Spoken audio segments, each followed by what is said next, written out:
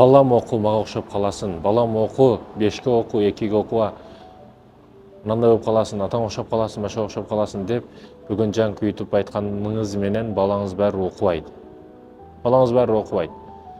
Эмне үчүн окубайт? Себеби сиз идеш жууп атасыз, себеби сиз нан жап атасыз, себеби сиз иштериңизди кылып атасыз, балам оку деп эле айтып коюп атасыз да.